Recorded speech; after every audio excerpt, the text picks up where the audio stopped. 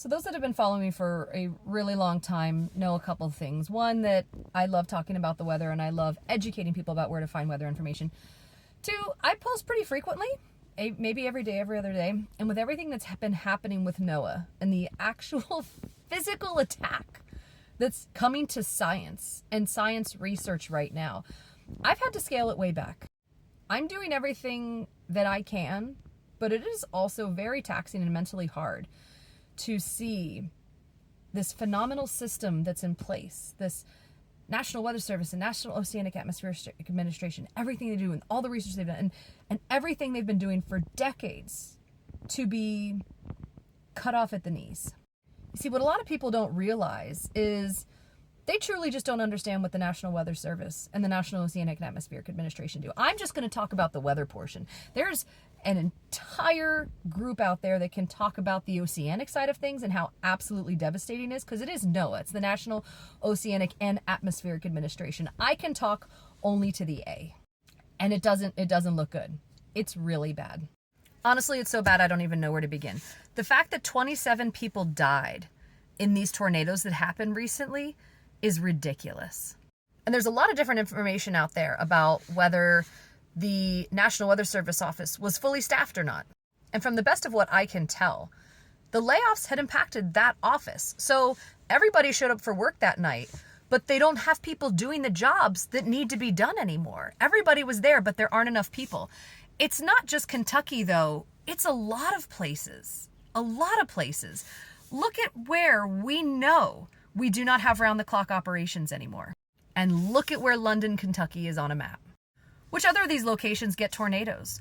Which locations get severe winds and wildfires? All of that's covered by NOAA. Let's take a look at our current forecast model accuracy, the GFS forecast.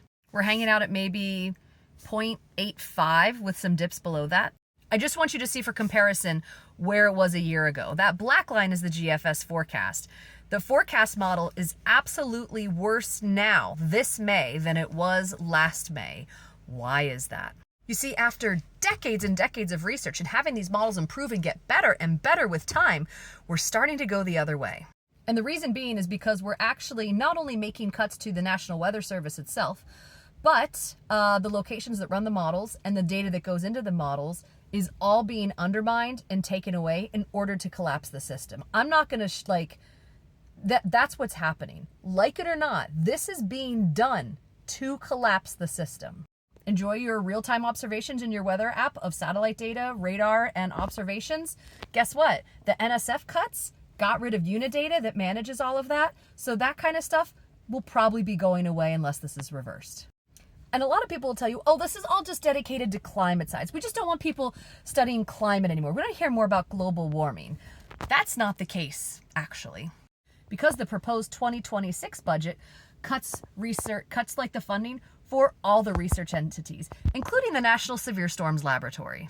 See, there are 10 research labs around the country. You can see where they're located here: Florida, Washington State, 5 in Boulder, Colorado, Maryland, and the Severe Storms Lab in Oklahoma. If you like satellite data, that's gone. If you like to understand storms before they form and catch them before they form, that's going to go away. Lightning Mapper, we don't need that anymore. The National Severe Storms Laboratory is the branch, is the office that we have that does research and decides how can we better do our forecasts, and researches all this and then gives it to the National Weather Service. We can make an improvement to our radar technology. We can figure out all these different types of interesting science and ways to improve our forecasts. That comes from the National Severe Storms Laboratory, and then once validated is passed on to the National Weather Service offices. They want it shut down because that falls under climate research. So the future looks horrific. And we have an impending hurricane season coming where we are forecast to have slightly more hurricanes than on average. And we do know with a changing climate, typically they are getting more intense. We see rapid intensification faster. If you have any concerns, let's go back and take a look at Milton and Helene last year and understand the difference that it would be with our forecast to not have hurricane hunters, which are a lot of our on-site reconnaissance that are actually able to tell us whether storms are rapidly intensifying or not before some of the weather data does, because they're actually in there sampling. Let's see what happens when we can't study the ocean and when we don't know what the storm surge heights are going to be, because we've been able to forecast those and tell people, hey, this storm's going to have 12 to 15 foot storm surge with it. That's going to go away. Look at the damage that these storms caused and how people felt unprepared and not ready for them. Imagine what happens when there's nothing. You don't have to plan or think about it too hard. What you get is a Galveston.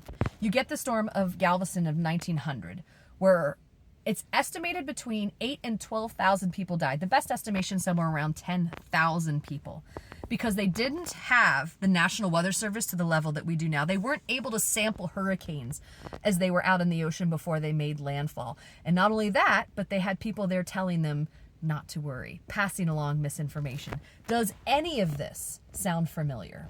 I have written my representatives. They've written back eventually. It's taken a very long period of time.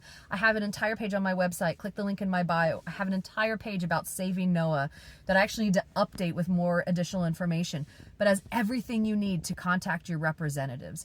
I know we're fighting a lot of battles right now. I understand this political climate is absolutely crazy. This is something that's going to affect everybody. Everybody. If you are at all affected by the weather, if we lose the National Oceanic and Atmospheric Administration and we lose NOAA, we are instantly back to 1900. Do not pass go. Do not collect $200. Screwed.